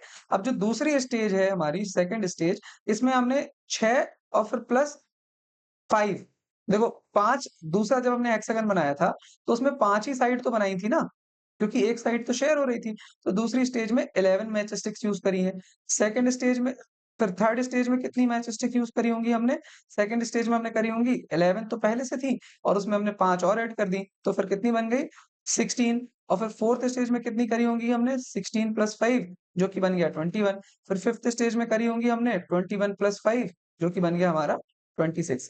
तो इस तरीके से हमने अलग अलग स्टेजेस में कितनी मैच स्टिक्स यूज हुई है ये हमने लिख लिया यहाँ पर। ठीक है, एक बार आप इसको भी पढ़ लो, ये हमने और अच्छे से लिख दिया है यहाँ पर। अब देखो, अब क्वेश्चन में हमें ये बोला गया है कि थर्ड क्वेश्चन जो है, इसमें हमें बोला गया है कि नहीं नहीं, अभी तो सेकंड क्वेश्चन करेंगे। इसमें बोला है complete the following table. Table को कंप्लीट करना है तो यहाँ स्टेज दिया गया है हमें और नीचे दिया गया नंबर ऑफ मैच स्टिक। तो पहली स्टेज में देखो छह छह है, देखो हम यहाँ पर कर रहे हैं, इसी यहीं पर इसको लिख देते हैं। पहली स्टेज में नंबर ऑफ मैच स्टिक्स 6 है, दूसरी में है 11, तीसरी में कितना हो जाएगा, 11 में 5 जोड़ देंगे तो 16, फिर 16 में 5 ऐड कर देंगे तो 21, फिर 21 में 5 ऐड करेंगे तो 26, फिर देखो ये डैश डैश डैश, और फिर एन स्टेज में कितनी हो जाएंगी मैच स्टिक्स, हमें ये बताना है। अब देखो एन स्टेज में मैच स्टिक्स कितनी हो जाएंगी, इसको बताने के लिए हम यहाँ पर एक बार इसको ऑब्जर्व करते हैं जो हमारे पास मिला है ये। आप यहाँ पर देखो, पहली स्टेज जो है उसमें हमने क्या किया है, 5 इंटू 2 प्लस 1 किया है। दूसरी स्टेज जो है उसमें हमने 5 इंटू 3 प्लस 1 किया है, तभी तो हमें 16 मिला ना। अब देखो, अब फोर्थ स्टेज देखो आप, इसमें हमने किया है 5 इंटू 4 तो ये 20 हो गया, प्लस 1 किया है तो ये 21 हो गया। फिफ्थ स्टेज देखो आप, तो 5 इंटू 5 प्लस 1 किया है तो फिर हमें 26 मिल गया, तो ये फिफ्थ स्टेज हो गई। और पहली स्टेज जो है उसमें हमने किया है 5 इंटू 1 प्लस 1। तो हमें एक पैटर्न नहीं मिल गया, मतलब क्या है कि 5 का हमें गुणा करना है जिस भी स्टेज को हम देख रहे हैं। जैसे सेकंड स्टेज है तो यहाँ 2 का गुणा किया है, थर्ड स्टेज है तो यहाँ पर 3, और फिर फोर्थ स्टेज है तो 4, फिफ्थ स्टेज है तो 5। तो इस तरीके से अगर nth स्टेज है तो यहाँ 5 इंटू एन प्लस 1, तो हमारा जो लीनियर पैटर्न बन जाएगा वो बन जाएगा 5n प्लस 1। तो यहाँ पर जब हमें इस बॉक्स में बताना था nth स्टेज में कितनी मैच स्टिक्स होंगी, तो हमें यहाँ लिखना है 5n plus 1, 5n plus 1 match sticks होंगी। यहाँ से हमारी ये दूसरी टेबल भी कंप्लीट हो गई। अब तीसरा क्वेश्चन है, find a rule to determine the number of match sticks required for the nth stage. वो रूल हमने अभी अभी देखा है, 5n प्लस 1, यही तो रूल है वो। तो यहाँ पर हमारा क्वेश्चन नंबर 3 भी कंप्लीट हो गया। अब इसके बाद फोर्थ है, how many match sticks will be required for the 15th stage. 15th stage के लिए कितनी मैच स्टिक्स रिक्वायर होंगी, तो आप ये देखो 15th स्टेज जो है, हमारे पास जो रूल है वो है 5n प्लस 1, जहाँ पे n जो है वो स्टेज को बताता है। तो n की जगह पर हम लिख देंगे 15, तो 5 इंटू 15 प्लस 1 तो हो जाएगा 15 इंटू 5 75 प्लस 1, तो ये बन जाएगा 76। मतलब 15th स्टेज के लिए कितनी मैच स्टिक्स चाहिए, 15th स्टेज के लिए हमें 76 मैच स्टिक्स चाहिए। यहाँ पर ये फोर्थ क्वेश्चन भी कंप्लीट हो गया। अब हम देखते हैं फिफ्थ क्वेश्चन। फिफ्थ क्वेश्चन में हमें बोला गया है, can 200 match sticks form a stage in this pattern. कह रहा है कि क्या 200 मैच स्टिक्स बन सकती हैं किसी भी स्टेज में, किसी भी स्टेज में क्या 200 मैच स्टिक्स यूज हो सकती हैं। तो देखो, जो हमें नंबर ऑफ मैच स्टिक्स है वो हमें बताता है, नंबर ऑफ मैच स्टिक्स जो है उसके लिए जो हमने रूल निकाला है वो है 5n प्लस 1। ठीक है, 5n प्लस 1 है, तो अगर नंबर ऑफ मैच स्टिक्स हमारी 200 हो गई तो ये हमारा 5n प्लस 1 के बराबर होगा। अब हम इसको सॉल्व कर लेते हैं, तो 200, ये 1 है लेफ्ट तरफ जाएगा तो ये माइनस का हो जाएगा, तो 200 माइनस 1 इक्वल 5n। तो यहाँ से हमें वैल्यू मिलेगी 199 इक्वल 5n। तो जो n की वैल्यू मिलेगी वो मिलेगी 199 अपॉन 5। n जो है वो नंबर ऑफ स्टेज है ना हमारा, n स्टेज को बताता है। तो अब अगर हम इसको सॉल्व करेंगे, इसको देखो हम डिवाइड करते हैं, तो 5 3 जार 15, ये आ गया 4 9 9, तो फिर ये 45, यहाँ 4, यहाँ पॉइंट लगेगा तो ये 39.8 आ रहा है। तो n की वैल्यू जो आई है हमारी वो आई है 39.8। अब आप खुद बताओ, क्या कोई स्टेज 39.8 हो सकती है, या तो स्टेज हमारी 39th होगी या तो 40th स्टेज होगी। 39.8 क्या होता है, 39.8 कोई स्टेज हो ही नहीं सकती। इसका मतलब है कि 200 मैच स्टिक्स हम यूज करके कोई भी स्टेज में 200 मैच स्टिक्स नहीं यूज होगी, इसका ये मतलब। हम यहाँ पर ये लिखेंगे कि number of match sticks is not a whole number, hence 200 match sticks can not form a stage in this pattern. तो यहाँ पर हमने इसको भी अच्छे से लिख लिया है, और इसी के साथ ही हमारा 12th क्वेश्चन भी कंप्लीट हो जाता है। होपफुली आपको ये समझ में आ रहा है। आपको कोई भी प्रॉब्लम हो तो आप हमें कमेंट में बता सकते हैं। देखो, ये बहुत अच्छे क्वेश्चंस हैं, इनको आप एक दो बार प्रैक्टिस जरूर करना, तभी आपको ये समझ में आएंगे। 13th क्वेश्चन है, इसमें है कि लेट पी ऑफ एक्स जो है वो है हमारा ए एक्स प्लस बी के बराबर, और क्यू ऑफ एक्स जो है वो है Cx प्लस डी के बराबर। अब हमें ये 2 लीनियर पॉलिनोमियल दिए गए हैं और कुछ 3 कंडीशन दी गई हैं कि graph of Px passes through the points 2, 3 and 6, 11। मतलब जो Px है ये हमारा 2, 3 से भी पास होता है और 6, 11 से भी पास होता है। और दूसरी कंडीशन ये दी गई है कि graph of Qx passes through the points 4, -1। ये 4, -1 से पास होता है। तीसरी कंडीशन दी गई है कि graph of Qx is parallel to graph of Px। देखो ये बात समझिए आप कि अगर P ऑफ x ये है, Q ऑफ x ये है, अगर ये दोनों आपस में पैरेलल हैं, इसका मतलब ये है कि इनके स्लोप इक्वल है।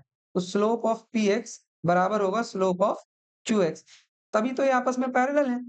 तो अब हमें ये बताना है फाइंड द पॉलिनोमियल्स, तो हमें Px और Qx को बताना है कि ये क्या होंगे और इसके साथ-साथ हमें ये भी बताना है कि ये दोनों ग्राफ जो है ये एक्सिस पर कहाँ कट करते हैं। मतलब एक्स एक्सिस पर कहाँ कट करता है और वाई एक्सिस पर कहाँ कट करता है। ये हमें दोनों लीनियर पॉलिनोमियल्स के लिए बताना है। तो इसको शुरू करते हैं। तो सबसे पहले P ऑफ x जो है पहली कंडीशन में हमें दिया गया है, ये 2, 3 से पास होता है। 2, 3 से पास होता है मतलब x की जगह पर x की जगह पर 2 रखेंगे और y की जगह पर 3 रखेंगे, है ना? तो जो P ऑफ x है, ये हमारा ax प्लस b के बराबर है, तो हम P ऑफ x की जगह पे y भी लिख सकते हैं। तो y equal ax plus b के बराबर है। अब पहली कंडीशन में y की वैल्यू हमें 3 लेना है और x की वैल्यू को 2 लेना है। तो y की जगह पर 3 रख दो और x की जगह पर रख दो 2। तो ये प्लस बी के बराबर हो गया। अब हम इसको लिख सकते हैं 3 इक्वल 2a प्लस बी। तो ये हमारा यहाँ से पहली इक्वेशन हमें मिल गई। ये हमने पहली इक्वेशन लिख ली। अब आप ये देखो कि यही जो P ऑफ x है, ये 6, 11 से भी गुजरता है। तो वही वाली बात कि y equal ax plus b है। 6, 11 से गुजरता है मतलब y की जगह पर 11 रखना है और x की जगह पर 6 रखना है। तो फिर हम यहाँ पर रख देते हैं y की जगह पर 11 और x की जगह पर 6। तो अब ये बन जाएगा 11 इक्वल 6a प्लस बी। यहाँ से हमें ये दूसरी इक्वेशन भी मिल गई। अब देखो पहली इक्वेशन और दूसरी इक्वेशन दोनों में b है और b का साइन सेम है मतलब दोनों प्लस है। तो हम माइनस कर देते हैं, पहली इक्वेशन और दूसरी इक्वेशन को माइनस कर देते हैं। तो हम यहाँ लिख देते हैं कि 2 को 1 से जब हम माइनस कराएंगे, तो हमने आपको सिखाया है पिछले क्वेश्चंस में भी कि लेफ्ट को लेफ्ट से माइनस करते हैं। तो 11 माइनस 3 इक्वल हो जाएगा, राइट में देखो 6a प्लस b था और फिर ये माइनस का साइन और फिर ये है 2a प्लस b। तो यहाँ लिख लेते हैं 2a प्लस बी। अभी 11 माइनस 3 करेंगे तो 8 आ जाएगा और ये बन जाएगा हमारा 6a प्लस बी और ये माइनस का साइन अंदर मल्टीप्लाई होगा। तो 2a माइनस का हो गया और प्लस माइनस b भी माइनस का हो गया। तो 8 इक्वल आ गया हमारा, देखो b प्लस का और b नेगेटिव का है तो कैंसिल हो गए। और यहाँ 6a माइनस 2a करेंगे तो 4a आ जाएगा और यहाँ से a की वैल्यू हमें मिल जाएगी 4। 4 जो है वो डिवाइड हो जाएगा ना 8 से, तो a की वैल्यू हमें मिल गई 2। देखो हमें Px और Qx बताना है तो A, B, C, D की वैल्यू ही बताना है। हमने इस तरीके का क्वेश्चन पीछे भी किया है एक। अब देखो अब हमें B की वैल्यू चाहिए तो A की वैल्यू को चाहे हम इक्वेशन 1 चाहे इक्वेशन 2 किसी में भी पुट कर देते हैं। तो A की वैल्यू को हम इक्वेशन 1 में पुट कर देते हैं। तो इक्वेशन 1 हमारी A 3 equal 2A plus B है। अब हम A की जगह पर रख देंगे 3 तो 3 इक्वल 2, A की जगह पर 2 रखेंगे, 2 आया था A। तो ये बन जाएगा 3 इक्वल 4 प्लस B और यहाँ से हमें B की वैल्यू मिल जाएगी -1। ठीक है? तो आप ये देखो A और B की दोनों की वैल्यूज़ हमें मिल चुकी है। लेकिन हम थोड़ा-सा इसको और फॉर्मली भी लिख लेते हैं इस इधर तक। तो देखो हमने ये लिख लिया P ऑफ x ये है, Q ऑफ x ये है। अब हमने बता दिया कि ग्राफ ऑफ Px जो है वो पास करता है 2, 3 और 6, 11 से। तो फिर ये हमारी 2 कंडीशंस बन गई जो हमने आपको पीछे सिखाई दी हैं और इक्वेशन 2 इक्वेशन 1 को सब्ट्रैक्ट करेंगे तो A इक्वल टू आ जाएगा।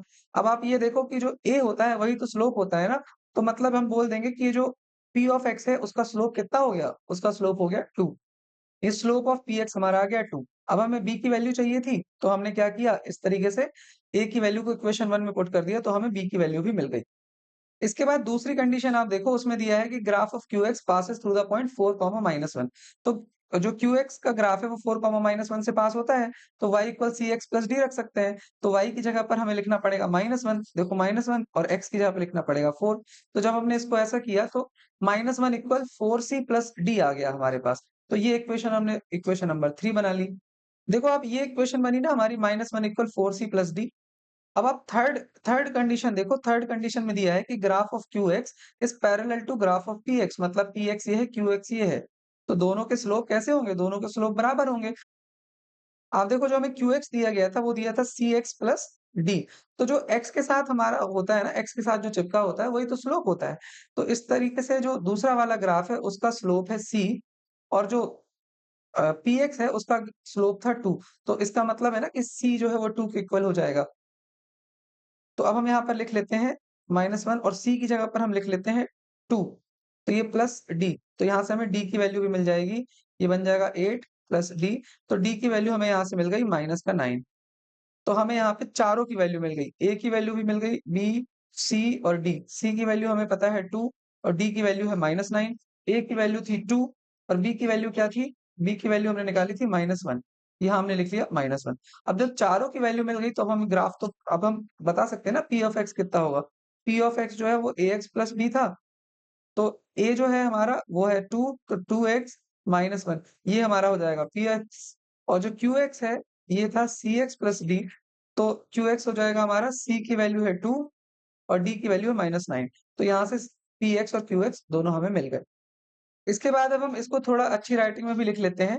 तो ये हमारा इस तरीके से बन जाएगा, graph of Q X is parallel to graph of P X. ये सब हमने लिख लिया। तो स्लोप सी जो है 2 के बराबर हो गया और फिर हमने इसको डी की वैल्यू यहाँ से निकाल ली और पी एक्स और क्यू एक्स की वैल्यू हमें मिल गई।